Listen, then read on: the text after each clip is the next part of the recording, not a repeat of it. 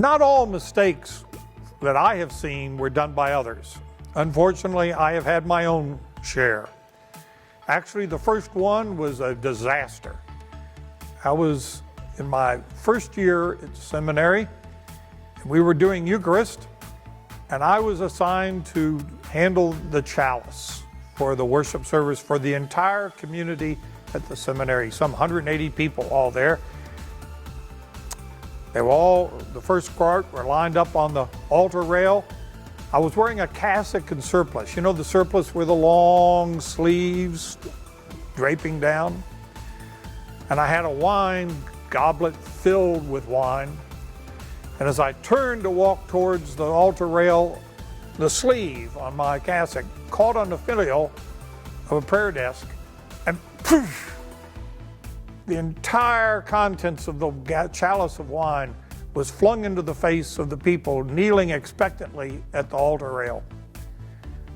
If it hadn't been for the laughter, I'd have probably just melted into the ground.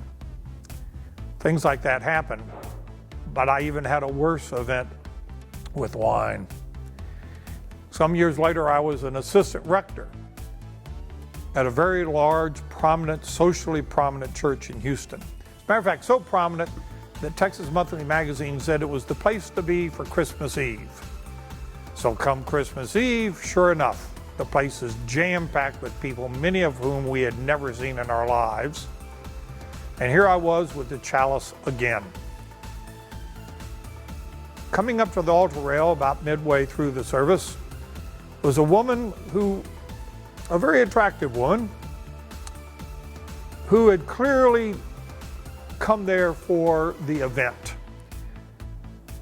And she had already had a great deal of Christmas cheer. And she was also wearing what I would consider very inappropriate clothing to come to church, something you would see more likely on the red carpet in the Academy Awards. And she had what I would say a very prominent display of her assets. She came, slowly knelt down at the altar rail and rested her assets on the altar rail, pushing them up and bulging them through the process of the dress. As I came forward, everyone had noticed her, including this priest. And as I came forward to give her the wine, I poured the wine down her cleavage. I didn't even get close to her mouth. I nearly caused an even bigger problem when I took the purificator, which is the cloth that you use to clean the cup, and I was going to blot where I had dropped the wine. I'd figured that wasn't a good idea.